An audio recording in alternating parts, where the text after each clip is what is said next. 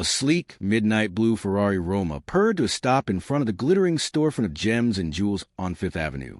Inside, Dr. Eris Thorne, a renowned astrophysicist and tech mogul, calmly adjusted the cuff of his bespoke charcoal suit. He was a picture of understated elegance, his watch, a limited edition Patek Philippe ***, glinting subtly.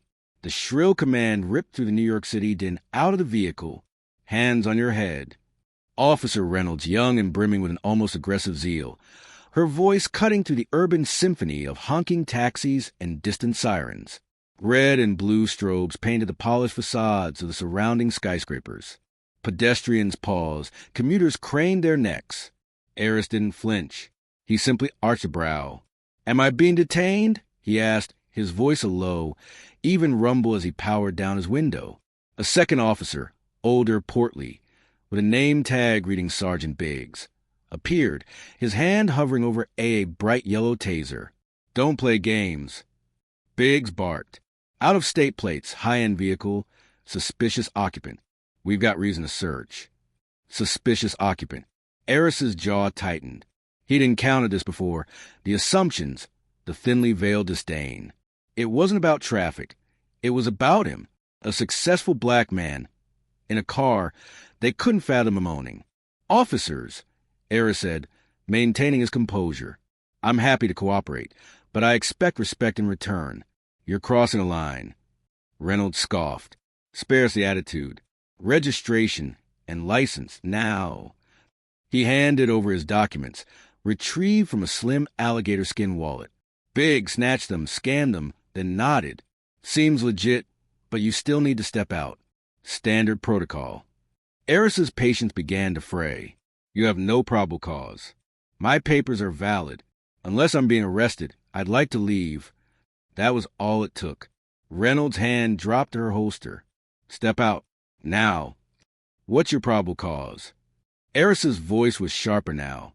"You're stopping me without reason, reaching for your weapon. This is harassment."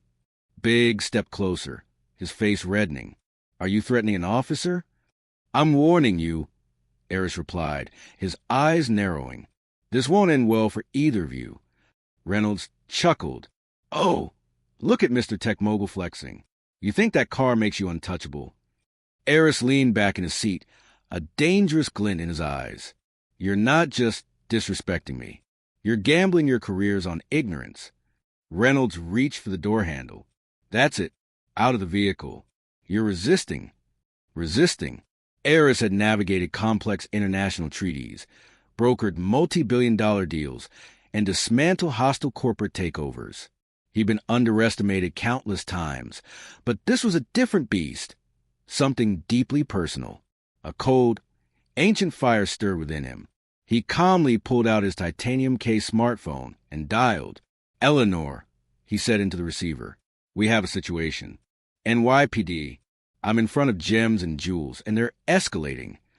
Sergeant Biggs growled. "Who are you calling? Your lawyer?" "No," Eris replied evenly. "My head of security. Former head of the NSA's Cyber Operations Division. I think you'll want to hear what she has to say." Reynolds hesitated, her hand still near her weapon. Biggs stepped forward, looming. "We're done talking. Get out." Suddenly, a voice, deep and chillingly composed, boomed from Eris's speaker. "This is Eleanor Vance, formerly of NSA Cyber Ops. Officers, step away from the vehicle immediately and await instruction. Your body cams are being remotely accessed. You are being recorded." The street fell silent. Reynolds' face paled. Biggs faltered. "What the hell is this?" Eris smiled faintly. "This is the beginning of your problem." He slowly opened the car door and stepped out, not because they ordered him, but because he was taking control. Standing tall amidst the towering skyscrapers, Eris looked every inch the titan of industry he was. "Your badge numbers," he said calmly. "Now." Reynolds fumbled. "Why?" "Because you'll be receiving subpoenas by morning," Eris stated, his voice like tempered steel. "And I want to make sure your names are spelled correctly when my attorneys file the federal civil rights lawsuit." "You think you can scare us?"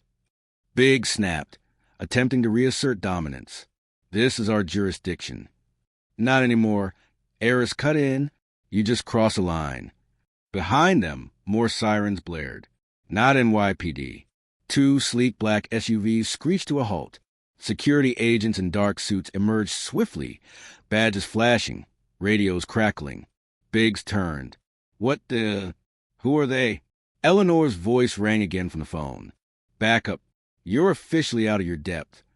Reynolds and Biggs exchanged panicked looks. The younger officer took an uncertain step back. The sergeant's hand twitched near his taser, but he didn't draw. Eris turned to them one last time. You made the mistake of confusing power with position. You have a badge.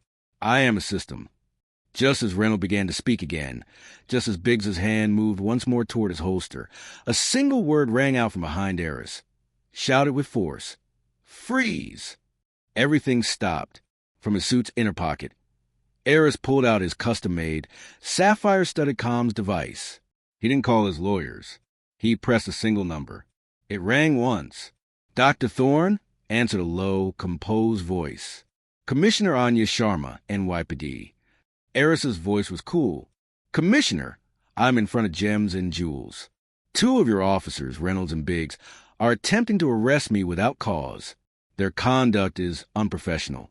This could escalate publicly. A beat of silence. Sharma's breath hitched. Sir, I'm so sorry. I'll be there immediately. Please, don't do anything. I'll handle this myself. Eris ended the call, turned to the two officers and smiled. Cold, lethal. Reynolds paled. Was that Commissioner Sharma? Eris didn't answer. Minutes later, the wail of sirens filled the air. 3 unmarked SUVs and a sleek black sedan screeched onto the scene. From them emerged New York's elite Special Operations Bureau and Commissioner Anya Sharma, her eyes blazing. She didn't glance at Reynolds or Biggs. She marched straight to Eris. Dr. Thorne. She extended a hand, lowering her head slightly. I deeply apologize. This should never have happened. I accept full responsibility. Eris shook her hand slowly. I expect accountability. You have my word. Sharma turned, fury erupting. Reynolds, Biggs, what the hell have you done? Do you know who you tried to detain? Do you want to drag this entire department through a civil rights lawsuit? The two officers stood speechless. Disarm them. Sharma barked. The special operations team moved in. Their weapons and badges were stripped with surgical precision. Reynolds whimpered. Biggs swayed. Suspended immediately without pay. Sharma snapped. Internal affairs tonight. If racial bias is confirmed, they will be prosecuted. Gasps rippled through the watching crowd. Phones were recording. Cameras rolled. But this time, the story would be justice, not violence.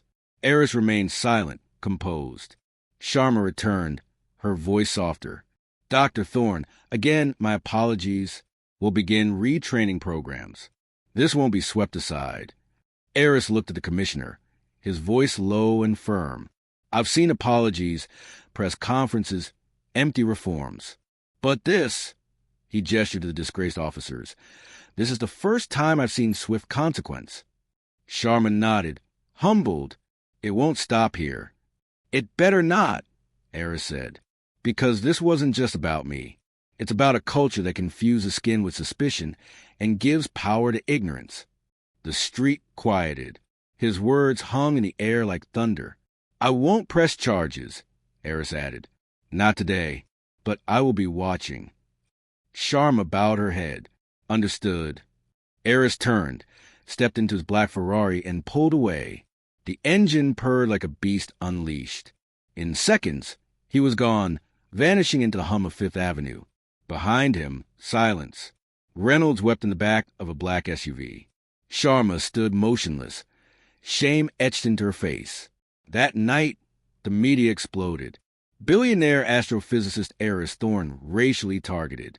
NYC commissioner takes swift action. By morning, both officers were dismissed pending investigation. By the end of the week, NYPD had launched mandatory racial bias and de-escalation training. But the ripple didn't stop there. Departments across the country took notice, because the man they tried to humiliate wasn't just another black man. He was Eris Thorne, the apex predator.